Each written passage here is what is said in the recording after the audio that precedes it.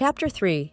A Fragile Alliance. The silence of hyperspace wrapped around Lera like a heavy blanket. She sat in the ship's small crew quarters, trying to focus, trying to center herself, but her mind raced. She couldn't stop thinking about Lyra, about the stormtroopers, about the Force. The galaxy felt more dangerous than ever, but now she knew she wasn't alone. The door slid open with a soft hiss, and Lyra stepped in, her expression unreadable. "We'll be out of hyperspace soon. I figured we should talk." Lera nodded, sitting up straighter. "You're with the Path.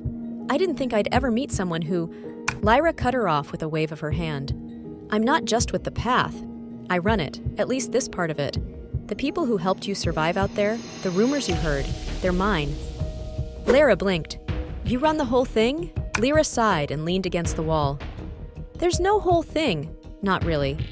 The Path is a loose network of cells spread across the galaxy. People doing what they can to help former Jedi and anyone else the Empire wants gone. But no, we don't have some secret Jedi enclave. We're not an army. We're not the rebellion. We're just survivors like you." Lera frowned.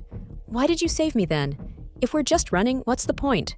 Lyra's dark eyes softened, and she knelt down in front of Lera. "You were a Padawan, weren't you? Before the Purge?" Lera nodded, the memories of the Jedi Temple, of her master, flashing through her mind like fragments of a broken dream. "I was too," Lyra said quietly. "My master, well, I lost her like everyone else lost theirs. We don't get to be Jedi anymore. The Empire won't let us, but we can still make a difference. That's what the Path is about. And if you're strong enough, you'll help." The words hit Lera harder than she expected. She wasn't sure if she was strong enough. For months, all she'd done was hide, run from the Empire, run from her own fears. But the thought of doing something, of being part of something bigger, stirred something deep inside her. "What do you want me to do?" Lera asked, her voice barely above a whisper. Lyra stood and crossed her arms. "We're heading to a safe house on Jabiim. From there, we'll regroup, get more intel, and figure out our next move. The Empire's closing in on this sector, so we'll need to relocate some of our people." Lera nodded slowly, though the unease in her stomach was still there. "And then what? We just keep running forever?" Lyra's expression hardened. "No, we run until we can't anymore. Then we fight." The ship jolted as it dropped out of hyperspace, the stars resolving into a dusty atmosphere filled with heavy cloud cover. Lyra looked toward the viewport, her jaw clenched. "Welcome to Jabiim," she muttered. Lera stood and followed her to the cockpit. The planet below was a mix of craggy mountains and endless mud flats, the sky dark with perpetual storms. It was a harsh, desolate world, perfect for hiding. As the ship descended toward the planet's surface, Lyra's fingers danced over the controls. "We're meeting with one of the local resistance groups. They've been sympathetic to the Path for a while, but things have been tense lately.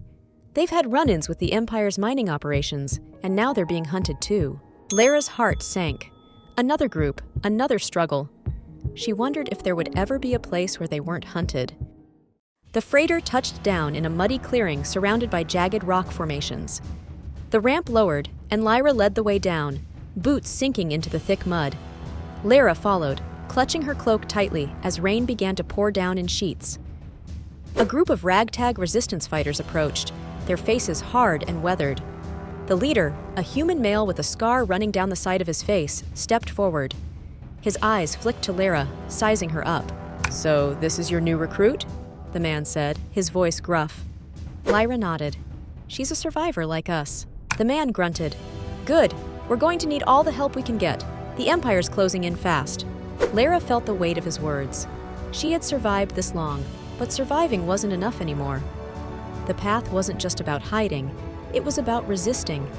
And for the first time, Lera realized what that meant.